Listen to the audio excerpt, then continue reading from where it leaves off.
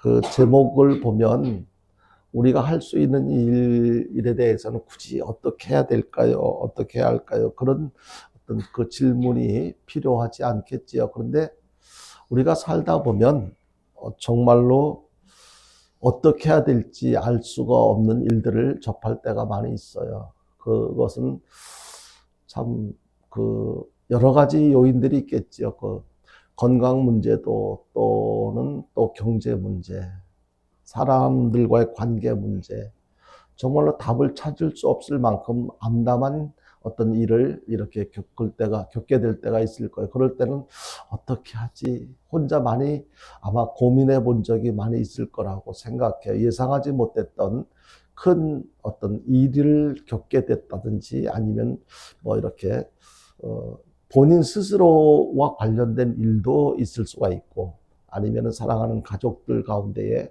아이들이 갑자기 선생님한테서 전화가 왔는데 뭐 이렇게 대개 자녀가 이렇게 이러한 어떤 일이 있었어요. 이렇게 했을 때 순간적으로 내가 해결할 수 있는 문제라면 별로 걱정이 안 되는데 어떻게 하지? 그런 일들을 많이 겪게 되는데 요즘에 우리나라에 처한 상황을 보면 정말로 어떻게 해야 될지 대책을 예측할 수도 없는 그런 현실이 아닌가 그런 생각을 해봅니다. 우리들이 잘 아는 사면초가라는 말이 있습니다.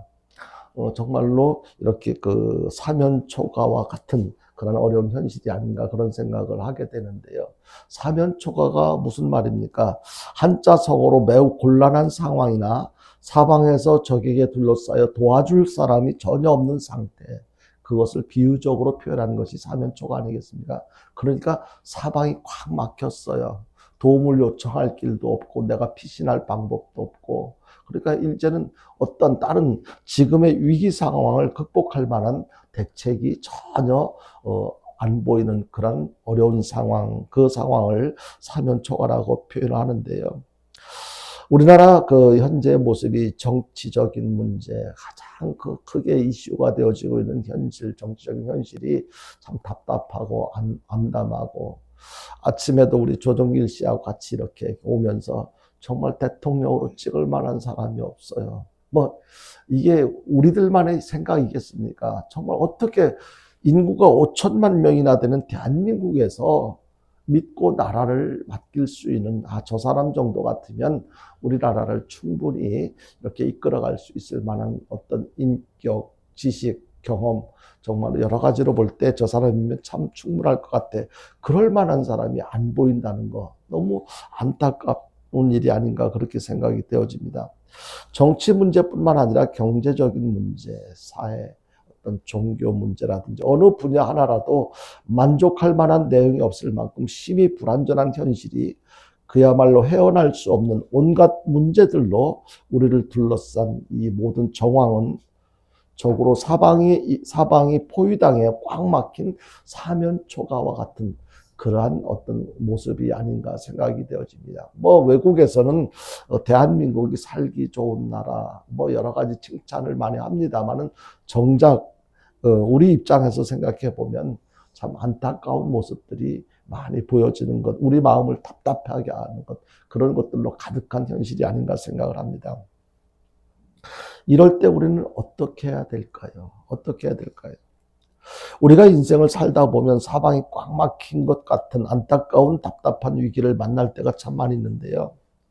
문제를 해결할 수 있는 대책이 있다면 무슨 걱정을 하겠습니까? 근데 대책이 없는 거예요. 내 능력 가지고 할 수 없는 거예요. 지식도 안 되고 또는 여러 가지 열심히 그 문제 해결을 위해서 많이 노력하고 수고하고 애써봤지만 전혀 문제가 해결될 기미가 보이지 않는 거예요.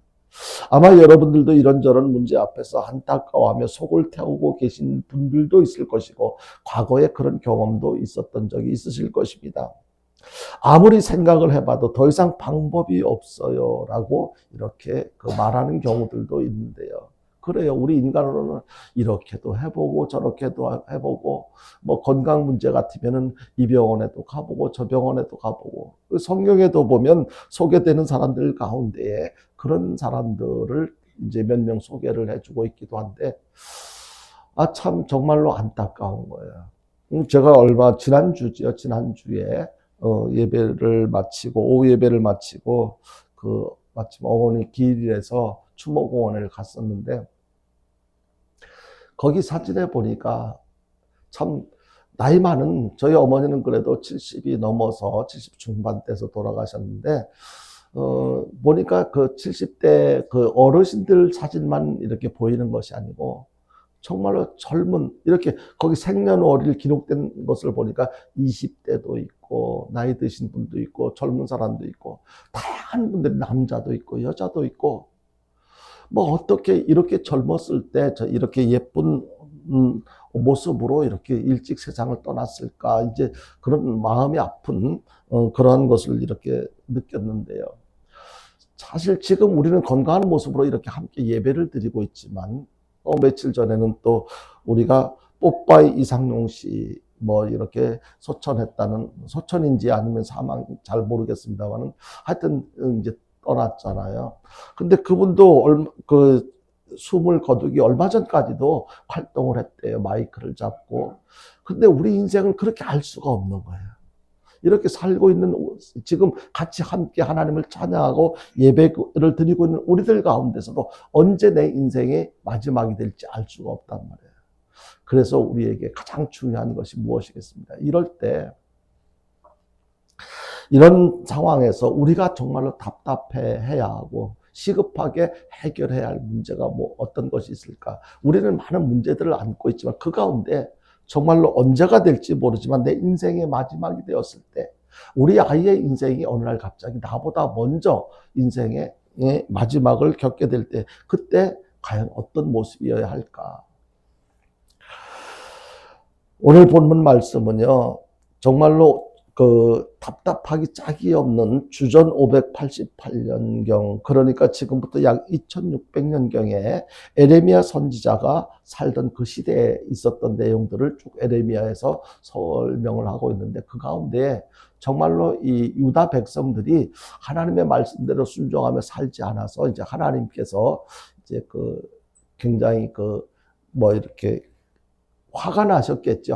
우리 인간들은 하나님 말씀대로 순종하며 살아야 되는데, 하나님 말씀대로 순종하며 살지 않을 때, 우리를 지으신, 우리의 주인 되시는 하나님 입장에서 얼마나 마음이 아프고 또 서운하셨겠습니까? 그래서 이스라엘 백성들에게 이렇게 바벨론 포로가 되는 그러한 징계를 내리셨습니다. 그래서 한 70여 년 동안 포로 생활을 한 가운데 이스라엘 백성들이 얼마나 힘들었겠어요. 얼마나 고통스러웠겠어요.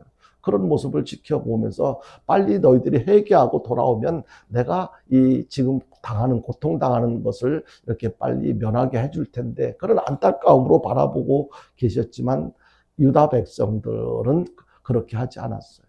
계속해서 우상을 섬기고 하나님이 싫어하는 짓들을 계속하다가 나중에 그것이 점점 이렇게 시간이 지나면서 아픔이 커가지니까 이제 한 사람, 두 사람 하나님 앞에 회개하고 하나님 살려달라고 몸부림치는 사람들이 늘어나기 시작했어요. 에레미야 선지자를 통해서 너희들 빨리 주님께로 돌아오지 않으면 지금 겪고 있는 이 아픔이 언제까지 계속될지 몰라. 그러니까 빨리 주님께로 돌아오라고 하는 하나님의 계획을 이렇게 유다 백성들에게 알려주고 합니다. 그런데 지금 이제 어떤 상황이냐면 그렇게 이제 하나님의 복음을 전하던 에레미야 선지자까지 이제 옥에 갇혀 있는 그런 상황에서 하나님께서 말씀하시는 거예요. 내가 너희들을 다시 이제 건져주겠다, 고쳐주겠다, 회복시켜주겠다. 그러니까 너희들은 어떻게 하라고요? 오늘 말씀 3절에 보니까 너는 내게 부르짖으라.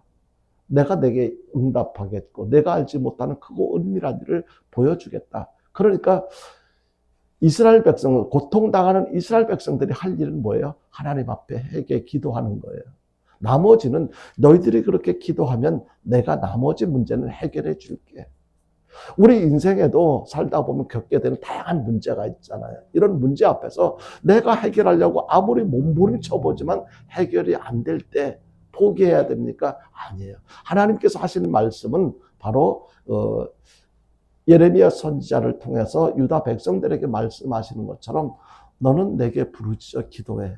그러면은 내가 이미 네가 겪고 있는 그 여러 가지 문제들, 알고 있는 문제들을 내가 해결해 줄게. 그러니까 우리가 할 수 있는 것은 단 한 가지예요. 그것이 뭐냐면 어떻게 해야 될까요? 우리가 해야 되는 것은 하나님 앞에 부르짖어 기도하는 것. 나머지는 하나님께서 하신다는 거예요. 제가 52살에 목사 안수를 받았는데요. 목사 안수를 받고 제가 할 수 있는 것은 이제 교회를 개척하는 길밖에 없었잖아요. 나이 들어가지고 늦게 신학을 했고, 이제 나이 들어서 어느 교회, 52살에 어느 교회 부목사로 갈 수가 있겠어요. 그래서 목사 안수 받기 전까지는 부교역자로 이제 사역을 했는데, 목사 안수를 받고 나면 제가 이제 다른 길이 없이 이제 교회를 개척할 수밖에 없었어요. 그래서 어떻게 하나. 그래서 그 기도원에 가가지고 계속 다른 사람들은 다양한 어떤 기도 제목을 사연을 안고 기도원에 올라왔겠죠. 기도하는데 저는 답답해가지고 오직 한 가지, 하나님, 내가 개척 경험도 없고 개척할 만한 돈도 없고 그리고 무슨 뭐 지식이 많은 것도 아니고 어떻게 해야 됩니까? 어떻게 해야 될까요? 하나님 앞에 계속 기도했어요. 근데 그때 4일 동안인가 제가 기도원에 있었던 걸로 기억하는데 3일째 되는 날 그때 이제 그런 프로그램 가운데 그런 프로그램이 있었어요. 하나님의 임재를 이렇게 기다리면서 느끼면서 누워서 하나님의 임재를 기다리는 그런 시간이 있었는데 어떻게 하느냐면 진행하시는 그 목사님이 다들 그 자리에서 다 누우라고 해요. 그러면 옆에서 보조해주는 사람들이 하얀 그 혼이불 같은 걸로 다 덮어줘요. 이렇게, 그렇게, 이렇게 사람이 누웠는데 하얀 혼이불 쫙 이렇게 사람이 누워있는데다 다 하얀 걸로 다 덮여져 있으니까 생각해보면 좀 멀신연스러운 느낌도 들을 수가 있어요. 근데 다른 사람이 어떻게 하든지 말든지 저도 이제 그 덮어져서 누워 있었어요. 그리고 눈을 감고 묵상하는 거예요. 천천히 이렇게 찬양, 경음악이 들려져요. 그러면서 마음속으로 기도하는 거예요. 하나님을 사모하는 거예요. 하나님, 어떻게 해야 될까요? 다른 사람은 뭐라고 기도하는지 모르지만 하나님 저를 만나주세요. 어떻게 해야 됩니까? 이제 조금 있으면 목사 안수를 받고 교회를 개척해야 되는데 대책이 없어요. 근데 문득 하나님께서 그렇게 눈을 감고 혼입을 뒤집어 쓰고 탁 눈을 감고 마음속으로 묵상을 하면서 하나님의 임재를 기다리는 그때 하나님께서 저에게 말씀을 하시는 거예요. 뭐라고 말씀하시냐면 바로 에레미야 33장 3절 말씀을 저에게 들려주시는 거예요. 그때 저는 그랬어요. 하나님, 누가 기도해야 되는 줄 몰라요. 좀 그런 거 말고 내 기도해야 되는 줄 알아서 여기까지 또 기도하러 왔잖아요. 기도했잖아요. 그런 거 말고 좀 현실적으로 나에게 맞는 응답을 좀 해주십시오. 동쪽으로 가라고 하든지 아니면 서쪽으로 가라고 하든지 아니면 어떤 지인을 찾아가서 도움을 요청하라고 하든지 저한테 좀 현실적으로 필요한 말씀, 그런 말씀을 좀 해주세요라고 기도를 했어요. 근데 조금 있다가 다시 그 말씀이 선명하게 들리는 거예요. 너는 내게 부르시라. 내가 내게 응답하겠고 내가 알지 못하는 크고 은밀한 일을 보여주겠다고 하시는 그 말씀을 듣고 제가 자리에서 벌떡 일어났어요. 그때 분위기는 전체적으로 조명도 이렇게 은은하게 하고 잘 안 보이는 상황인데 제가 성경책을 펼쳐서 오늘 읽은 본문 말씀 33절 말씀을 핀 거예요. 말씀을 읽는데 뭘 발견했느냐면 이런 어려운 상황 속에서 내가 할 수 있는 일은 오직 한 가지. 하나님 앞에 부르짖어 기도하는 것. 이것만 내가 할 일이고 나머지는 너는 나한테 기도해. 부르짖어 기도해. 그러면 나머지는 내가 알아서 해줄게. 그렇게 느껴지는 거예요. 하나님 그러면 그거야 뭐 제가 못하겠습니까? 알겠습니다. 그때부터 나머지는 뭘 어디 가서 어떻게 돈을 어떻게 마련하고 어떻게 교회를 개척하고 이거 생각하지 않고 알겠다고 기도는 제가 할 수 있지 않느냐. 그러면서 저는 기도하면서 이제 그 나머지 부분 그때부터 하나님께 맡기면서 교회 개척을 준비하기 시작했죠. 그 뒤에 있었던 일들을 다 이야기를 하려면 시간이 많이 걸리니까 하나님 앞에 부르짖어 기도했어요. 근데 결과적으로 교회를 개척하고 나서 그때 지금도 역시 마찬가지지만 교회 개척 안 된다고들 다들 이야기를 해요. 안 된다고들 하는데 그때 그랬어요. 제가 하나님 이제 제가 기도하면 나머지는 하나님이 책임져 주신다고 하셨으니까 제가 딱 3년만 열심히 해볼게요. 52살이니까 3년 동안 열심히 하고 55살까지 열심히 하고 그때까지 열매가 안 보이면 나는 여기까지인가 보다 하고 미련 없이 저는 사역을 내려놓겠습니다. 그래서 3년 동안 열심히 할 테니까 열매가 있으면 계속 할 것이고 하나님께서 그때까지 이렇게 책임져 주십시오 하고 내려와가지고 아내하고 굉장히 열심히 사역을 했죠. 1년이 지날 때, 그 내용을 다 자세하게 설명할 수는 없지만, 결과적으로 1년이 거의 됐을 때, 한 27, 8명 정도, 아이들과 어른 포함해서, 이렇게 거의 30여 명 가까이 이렇게 예배에 참석을 하게 됐고, 3년이 지났을 때는 50명이 넘게 참석을 했어요.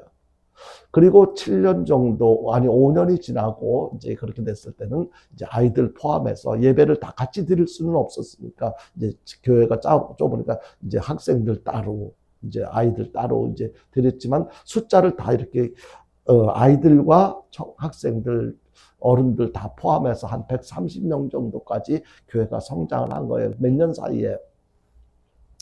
하나님께서 제가 느낀 것이 뭐냐. 그래. 교회 일은 무슨 문제든지 일은 하나님께서 하시는 것이고 내가 하려고 발버둥 치면 내가 할 수 있는 것에 한계가 있으니까 하나님께 맡기고 기도하는 것, 이것이 우선이 되어야 되겠구나. 이것이 최고로 많은 비중을 차지하도록 기도 생활에 더 열심히 해야 되겠구나라는 것을 그때 다시 한번 확인을 할 수가 있었던 것입니다. 우리들도 살다 보면 다양한 문제들을 만나잖아요. 지금도 그런 어려움 앞에서 문제를 겪으면서 아파하고 힘들어하는 분들이 계실 거라고 생각해요. 이럴 때 어떻게 하면 되겠습니까? 제가 경험한 바에 의하면, 그리고 하나님의 말씀에 비추어 볼 때 우리가 할 수 있는 것은, 해야 될 일은 오직 한 가지, 하나님 앞에 부르짖어 기도하는 것입니다. 우리는 전능하신 우리 아버지 하나님께 부르짖어 기도하는 거예요. 하나님 살려주세요. 도와주세요. 하나님 앞에 그냥 적당하게 기도하는 것이 아니라 그 문제, 여러분들의 문제가 안고 있는 문제가 해결되어져야 할 문제가 어떤 문제인지에 따라서 기도하는 강도가 달라지겠지요. 별 큰 문제 없다면 경제적으로도 그냥 살만하고, 건강도 이만하면 살만하고, 자녀들도 그냥 속 안 새기고 잘하고 별 문제 없으니까 기도에 소홀할 수가 있어요. 그러나 정말 중요한 문제가 뭐예요? 제가 서두에 말씀드렸던 것처럼 내 인생의 마지막이 언제가 될지 몰라요. 언제 내가 그 추모 공원에서 내 사진이 거기 붙어 있을지 모른단 말이야. 우리 자식의 사진이 거기 붙게 될지 모른단 말이에요. 그렇다면 지금 내 인생의 마지막이 된다면 거기에 붙여둘 때 나는 과연 내 사진은 거기에 붙여져 있을지 몰라도 내가 천국에 가 있을까, 지옥에 가 있을까? 여러분들은 어떻게 생각하세요? 그러면은 나는 인생을 살아가는데 별 문제 없다고 생각했는데 가장 큰 문제가 무엇인지를 깨닫게 될 거예요. 내가 만약에 오늘 나의 인생의 마지막이 된다면 나는 어디에 가 있을까? 그렇다면 우리가 어떻게 해야 되겠어요? 그냥 죽을 날만 막연히 기다리고 사는 동안 배 골치 않고 살면 된다고요? 아니에요. 우리가 해야 할 일은 하나님 앞에 기도하는 거예요. 무슨 기도를 먼저 해야 되겠습니까? 하나님, 내 인생이 지금 마지막이 된다 할지라도 지옥 가지 않고 천국 갈 수 있는 확실한 구원의 확신을 갖고 살아갈 수 있는 그런 믿음을 나에게 허락해 주십시오. 여기에서 자유로운 만큼 언제든지 내 죽음을 두려워하지 않고 지옥 갈 염려하지 않고 살아갈 수 있을 만한 그런 믿음을 갖고 살아갈 수 있는 그런 믿음이 내게 있도록, 나뿐만 아니라 아까 그 간증한 사람도 그런 표현을 했지만 나는 그런 믿음을 갖고 무엇인지 알아서 그렇게 믿음을 지키며 살아와서 천국에 간다 할지라도 내 자식이 아직 그런 믿음으로 무장되지 못했다면 그 자식의 입장이, 결과가 어떻게 되어질 것을 안다면 어떻게 편안하게 먹고 입고 살 것만 가지고 걱정하고 즐기면서 그렇게 세월을 보낼 수가 있겠습니까? 가장 큰 문제가 뭐예요? 내 구원의 확신. 내 구원의 확신뿐만 아니라 우리 가족들의 구원의 확신이 있도록 하는 거. 이 문제보다 지금 어디가 좀 더 아프고 무엇이 잘 안 되고 이것도 해결해야 할 큰 문제지만 제일 큰 문제는 바로 이런 신앙적인 문제라고 생각해요. 그럼 이 문제를 가지고 어떻게 해야 될까요? 그냥 세월만 보내는 거죠. 지금까지 그저 내가 교회 주일날 되면 교회 가서 예배 참석하고 이러니까 나 구원받았어. 정말 그럴까요? 우리가 지금 심각하게 그 문제를, 영적인 문제를 심각하게 생각한다면 하나님 앞에 부르짖어 기도해야 될 거예요. 나도 살려주세요. 나도 예수 믿고 싶어요.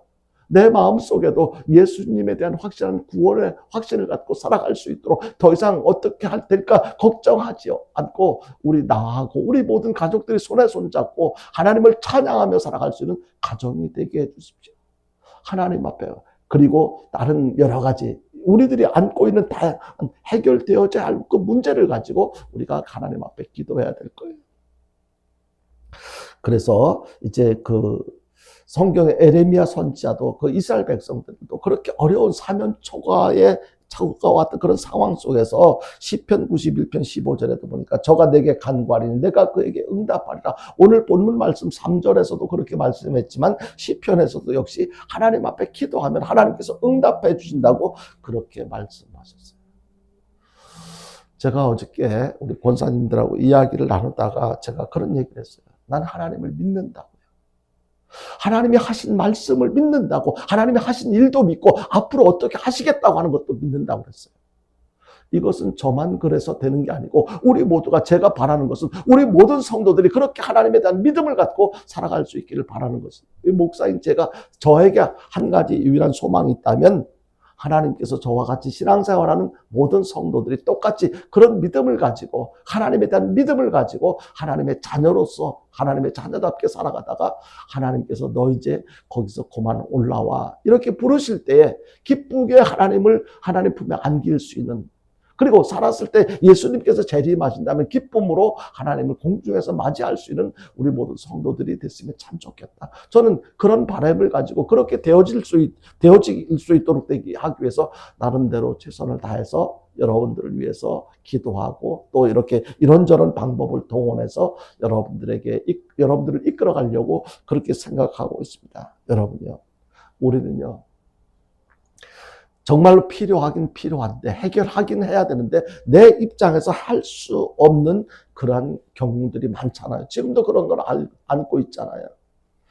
그랬을 때 주님은 뭐라고 말합니까? 본문 3절에서 너는 내게 부르짖으라고 이렇게 말씀하고 있습니다.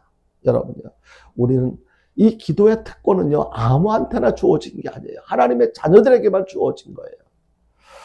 기도는 하늘에 계신 아버지를 바라보며 지금의 나를 고백하는 거예요. 하나님 아버지, 나 여기 너무 아파요. 나 너무 힘들어요. 하나님, 우리가 이렇게 고백하는 하나님이 어떤 분이에요? 전지전능하신 분이에요. 나를 지으신 분이에요. 나의 주인 되시는 분이에요. 그 나의 주인 되시는 그 아버지 하나님 앞에 하나님, 나 너무 아파요. 너무 힘들어요. 어떻게 하면 좋을까요? 하나님 좀 도와주세요. 살려주세요. 아무리 사면 초과의 상황을 만나도 위는 열려 있다는 것을 우리는 기억해야 됩니다. 우리가 열려있는 하늘을 바라보면서 아버지 하고 부르짖는 순간 기적은 내가 하지 못해서 마음 아프고 안타까워해서 여러 가지 힘들었던 그런 상황 속에 있었는데 이제 아버지 하고 부르짖는 그 순간 하나님께서 내 문제를 해결하기 위해서 일을 시작하게 될 줄로 여러분들 믿으시길 바랍니다. 바로 기적이 시작되는 거예요. 하나님이 일하시기 시작합니다. 그런 의미에서 기도는요, 하나님과의 소통입니다. 우리가 하나님의 자녀가 되고 예수님의 제자가 되는 순간 하늘을 향해 비상하는 그런 기도의 날개를 하나님께서 선물로 주신 거예요. 우리에게는 하늘을 나를 수 있는, 하나님을 만날 수 있는, 하나님 앞에 나를 보여드릴 수 있는 그런 기도의 날개가 우리들에게 있는데 우리는 이 기도의 날개를 사용하지 않고 가만히 있는 바보처럼 그냥 그렇게 멍청이처럼 그렇게 살아가고 있는 것이 바로 우리의 지금의 모습이 아닌가 생각을 합니다. 무엇과 한번 비교해 볼까요? 한번 꽁 사진 준비됐으면 한번 보여주실래요? 예쁘죠, 꽁. 저 꽁이 참 예쁜데, 저 꽁은요, 예쁜데 꽁도요, 땅에 걸어 다니기만 하는 것이 아니고 날아갈 수 있는 날개가 있어요. 예쁘죠. 꽁이 날아가 다니는 거 아마 보셨을 거예요. 이 산에서 있다가 저쪽으로 옮겨갈 때 날개를 하면서 날아가요. 그런데요, 이 꽁은 얼마나 멍청한지 위기를 만났을 때 날개를 날라서 이곳에서 위기 상황을 벗어날 수 있는 곳으로 옮겨갈 수 있는 그런 능력이 있음에도 불구하고, 그런 날개를 가졌음에도 불구하고 저 꽁은요, 저렇게 예쁜 것과는 달리 막 위기를 만났을 때 막 걸어서 도망가다가 어디 수풀이 보이면 머리만 푹 쳐박고 그냥 그렇게 숨어버려. 그리고 나서 자기는 머리를 수풀에 푹 쳐박았으면 자기는 주변 상황이 안 보이잖아요. 자기 눈에 위기 상황이 안 보인다고 그래서 괜찮다고 생각을 해요. 그래서 사람들에게 바보처럼 쉽게 잡히는 게 바로 꽁이에요. 여러분들 이 이야기를 처음 듣는 분들도 더러 젊은이들 가운데 있을지 모르지만 옛날에 시골에 살 때 그래서 숯불 속에 사람들이 나무를 이렇게 해가지고 이렇게 모아놓은 그런데 막 꽁이 있어서 막 쫓아가면 글로 막 도망가다가 거기 머리 콕 쳐박고 그냥 사람들은 쉽게 잡히는 그런 경우가 있어요. 왜 너무나 안타깝지 않아요? 저 예쁜 새가 날아가서 도망갈 수 있는데 그 날개를 왜 사용하지 않나요? 바로 우리들이 그와 같다는 거예요. 하나님 앞에서 얼마든지 문제 앞에서 문제 때문에 두려워하지 않고 힘들어하지 말고 이 기도의 날개를 사용해가지고 하나님 앞에 날아가서 하나님 내가 이래요. 지금 이 문제 때문에 내가 너무 아파요. 힘들어요. 하나님 앞에 아뢰일 수 있는데 그 기도의 날개를 사용하지 못하고 있는 거죠. 여러분은 문제 앞에서 기도의 날개를 활짝 펴 보셨는지 모르겠습니다.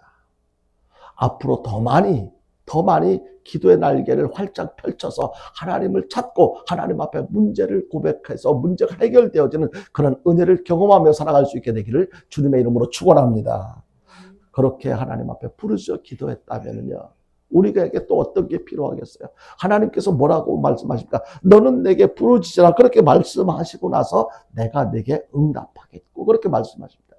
우리가 하나님 앞에 기도했다면 나머지에 대해서는 하나님께서 들으셨을 거야. 들으셨고 반드시 응답해 주실 거야. 이런 믿음으로 기다려야 된다는 거예요. 실컷 기도를 해놓고 기도를 하긴 했는데 기도해야 된다는 것을 알고 기도하긴 했는데 만약에 응답해 주실 것이라고 하는 믿음이 없다면 아무런 의미가 없어요. 우리는 기도할 때 하나님께서 내 기도를 들으시고 응답해 주신다고 하는 이 믿음을 가지고 기도를 해야만 하나님께서 응답해 주시는 것을 경험할 수가 있어요.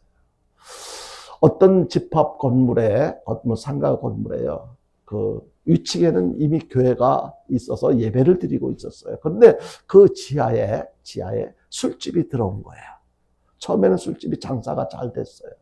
근데 같은 출입문에 지하로 내려가서 술집으로 들어가고 또 그 계단으로는 위에 이제 그 교회로 올라가는데, 생각해 보니까 옛날에 그 부산에 있을 때 우리가 성민교회를 처음 개척하고 처음에 건물을 얻어서 이사를 간 그 건물이 꼭 그런 형태였었거든요. 지하 술집 노래방으로 들어가고 우리는 이제 2층, 3층을 교회로 썼는데요.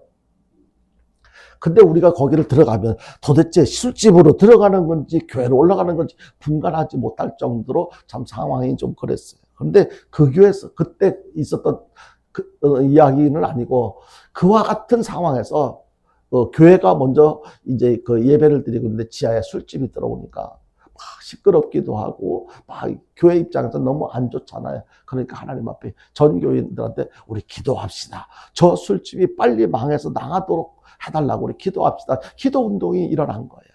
하나님 앞에 열심히 기도했어요. 성도들이 막 매일 새벽에도 기도하고 금요 철야 기도할 때도 기도하고 막 열심히 기도했어요. 그런데 며칠이 지났어요. 얼마 시간이 지났는데 진짜 술집에서 손님이 점점 떨어지고 경영이 안 될 만큼 위기 상황을 맞이하게 된 거예요. 문을 닫아야 할 그런 상황이 처하니까 술집 주인이 사장 입장에서 너무 마음이 아프고 안 됐는데 이제 누구한테 들려주는 이야기에 의하면은 지금 저 위에 있는 그 교회에서 당신네 술집 망하게 해달라고, 빨리 망해서 나가게 해달라고 그렇게 기도한다 하더라. 이 이야기를 술집 주인이 들은 거예요. 굉장히 기분 나쁘겠지, 열받겠죠. 그래가지고 장사도 안 되고 손님도 없고 열받으니까 법원에 고발을 한 거예요. 법원에 고발을 했는데 재판이 열리게 됐어요. 저 교회에서 우리 술집 망하게 해달라고 계속 기도해가지고 우리 손님 떨어지고 술집이 망하게 됐다고. 그래서 그 교회에다가 보상을 요청할 수 있게 해달라고 했지. 그래 이제 고발했는데 이제 재판이 열렸습니다. 재판장이 이런 사건은 한 번도 경험해 보지 못한 새로운 사건을 이렇게 접하게 되니까 어떻게 될까 고민하다가 교회 책임자 되는 담임 목사님을 부른 거예요. 그리고 물었어요. 내가 들으니까 저 당신 그 건물 지하에 있는 술집이 빨리 망하게 해달라고 기도했다고 하던데 진짜로 그렇게 기도한 적이 있느냐라고 물었어요. 그러니까 목사님이 한참 고민을 하다가, 심각하게 고민을 하다가 뭐라고 얘기를 했냐면, 판사님, 물론 기도한 것은 사실입니다만은, 그렇지만 진짜 기도했다고 해서 그게 술집이 망했겠습니까? 라고 그렇게 이야기를 한 거예요. 여러분요, 결국 판결이 어떻게 났겠습니까? 판사는 이렇게 판결을 했습니다. 술집 주인은 믿음이 좋음. 저 위에 교회 목사는 믿음이 없음.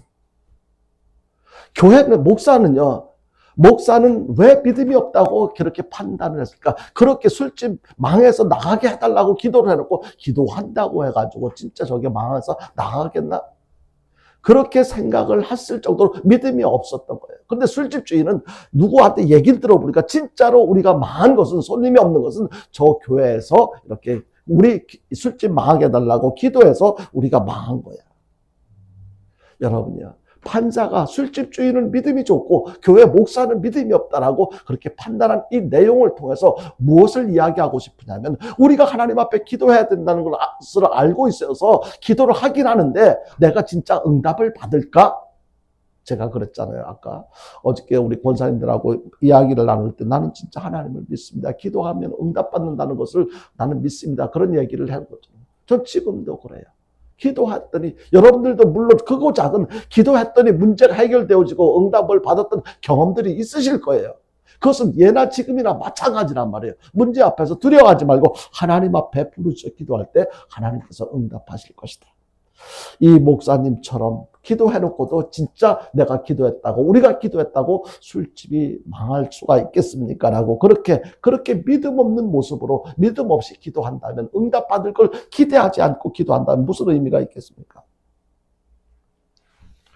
근데요, 기도는요, 어떤 내용은 응답하고 어떤 내용은 응답하지 않는 거예요. 우리가 생각할 때 정말 시시한 것 같은 그런 내용들도, 특별한 일이 아닌 것 같은 내용도 하나님께서 보실 때 응답해줘야 할 만한 내용이라면 하나님께서 응답하세요. 어떤 일이 있었냐면, 조시 맥도웰이라고 하는 사람은 이제 어머니가 돌아가셨어요. 어머니가 돌아가셨을 때 이 조시 맥도웰이라고 하는 사람은 믿음이 있는 사람이니까, 우리 어머니가 정말로 살아생전에 신앙생활을 잘했을까? 진짜 구원이 있었을까? 구원의 확신이 있었을까? 돌아가셨는데 천국에 가셨을까? 지옥에 갔을까? 걱정이 되잖아요. 그래서 하나님 앞에 기도한 거예요. 하나님, 내가 우리 어머니 신앙생활 상태에 대해서 잘 모르는데 어떻게 됐는지 걱정이 돼요. 염려가 돼요. 어땠는지 나한테 좀 알려달라고 막 이 조시라고 하는 사람이 하나님 앞에 기도한 거예요. 어떻게 보면은요, 그런 기도, 하나님이 할 일도 많은데 바쁘신데 그런 기도까지 들어주시겠나, 이렇게 생각할 수도 있을 거야. 근데 이 조시 본인 입장에서는 답답한 거예요. 걱정되는 거예요, 어머니는. 그래 막 기도를 했는데 금방 이렇게 어떤 하나님께서 응답을 해주지 않으셔서 답답해가지고 어느 날 이제 바닷가에 그냥 산책을 하면서 머리라도 식힐 겸 이제 바닷가를 산책을 해서 이 끝에서 저 끝까지 이제 가게 된 거예요. 근데 가보니까 그쪽에 어떤 나이 많은 그 할머니 한 분이 이제 그 야외용 의자를 이렇게 놓고 거기서 낚시질을 하고 계셨어요. 그래서 이제 그냥 우연치 않게 그 할머니하고 이렇게 이런저런 이야기를 나누게 됩니다. 나누다가 그 할머니가 이제 그렇게 조시한테 묻는 거예요. 당신 원래 고향은 어디예요? 이렇게 묻습니다. 그러니까 이 조시가 뭐라고 대답? 미시간주 유년시입니다라고 하면서 이제 그 주변의 상황을 대충 이야기를 해요. 그러니까 이 할머니가 있다가 딱 이렇게 이야기를 해요. 배틀크릭이라는 말이군요라고 하면서 그곳에, 지금 조시가 이야기하는 그곳에 대해서 알고 있는 듯이 이야기를 하는 거예요. 그러니까 이 조시도 그곳에 대해서 아느냐고 그랬더니 그곳에 우리 사촌이 거기서 살고 있다고. 그러면서 뭐라고 얘기를 하냐면, 혹시 조시 맥드웰이라는 맥드웰 가정에 대해서 아느냐고 그러니까, 내가 조시 맥드웰인데요 하면서 거기서 깜짝 놀라서 그렇게 반갑게 이야기를 하면서, 혹시 그러면 거기서 이제 그 맥드웰 자기 엄마의 그곳에 우리 사촌이 산다고 이야기를 하면서 자기 엄마하고 이 낚시질하던 할머니하고 사촌지간이라는 것이 확인되어져요. 그래서 너무 반가워가지고 그렇게 우리 엄마가 그러면 어렸을 때 어떤 신앙생활을 했느냐고 그걸 물어본 거예요. 알고 계시냐고. 알고 말고. 우리가 처녀 때 너네 엄마하고 나하고 마을 집회가 열렸었는데 그때 가가지고 하나님을 영접하고 구원의 확신을 갖고 그 이후에 우리 신앙생활 잘했다. 그러니까 이 조씨가 생각할 때 우리 엄마가 정말 구원의 확신을 갖고 믿음 생활 잘했구나. 이것을 확인하게 되었잖아요. 하나님 앞에 감사한 거예요. 하나님 감사합니다. 찬양합니다. 주변에 있는 낚시질하던 사람들이 깜짝 놀랄 정도로 큰 소리로 외치면서 무슨 얘기를 하고 싶으냐면 우리가 생각할 때는 큰 문제가 아닌 것 같고 개인의 문제인 것 같다 할지라도 정말로 필요하다고 생각되면 그런 문제까지도 우리가 상상하지 못한 방법을 통해서라도 하나님께서 응답해 주신다는 거예요. 여러분요, 문제 앞에서 두려워하지 말고 하나님 앞에 믿음으로 응답해 주실 것을 믿고 기도하는 저와 여러분들 될 수 있기를 주님의 이름으로 축원합니다. 한 가지 더 말씀을 드리자면요, 우리는 여기서 또 뭐라고 말씀합니까? 너는 내게 부르시라. 내가 내게 응답하겠고, 그리고 그 뒤에 뭐라고 하냐? 크고 은밀한 일을 보여주겠다라고 말씀하십니다. 이 크고 비밀스러운 일을 우리 모두에게는요, 나름대로 비밀이 있어요. 아무리 친한 친구라도 그 친구한테도 다 말하지 못하는, 말할 수 없는 비밀이 있어요. 부부 사이에도 마찬가지고 형제 사이에도 마찬가지고요. 그런데 이 비밀을 누구한테 말합니까? 이 비밀은요, 누구한테 말을 하냐면 그래도 친밀한 사람한테는 이야기를 해요. 내가 믿을 만하다고 생각하는 사람, 의미롭게 생각하는 사람, 내가 말을 했을 때 비밀을 지켜줄 수 있는 사람. 문제가 그 사람이 문제를 해결해주고 안 해결해주고 그거는 떠나서 혼자 안고 있으니까 너무 답답하니까 마음이 통하는 사람에게 비밀을 털어놓게 되는데요. 바로 기도가 그런 거예요. 제가 수시로 누구하고 얘기할 때 그런 얘기를 해요. 내가 기도가 너무 좋은 이유는 하나님께서는 비밀을 보장해 주신다는 거예요. 너 그때 나한테 얘기할 때 그렇게 이런 얘기했지. 너 그것 때문에 지금도 따지고 묻지도 않으셔요. 그리고 다른 사람한테 야, 김태형 목사가 이런 그 인간한테는 이런 아주 비밀스러운 아주 참 이런 문제가 있더라 하면서 너 몰랐지 하면서 다른 사람들한테 안 전해줘요. 얼마나 감사해요. 하나님 앞에. 하나님은 살아계신 분인데, 인격자이신 분인데 하나님이 바보라서 안 알려주시는 것이 아니에요. 하나님은 끝까지 우리의 비밀을 지켜주시고 우리의 문제를 들어주시고 우리를 위로해 주시고 책임져 주신다는 거예요. 기도를 통해 우리는 하나님과 깊은 그리고 솔직한 우정 속에 들어갈 수가 있습니다. 기도는 하나님과 소통하는 방법 중에 하나예요. 그리고 기도하는 사람들은요, 하나님이 주신 비밀을 간직하고 당당하게 살아가요. 넌 내게 부르지.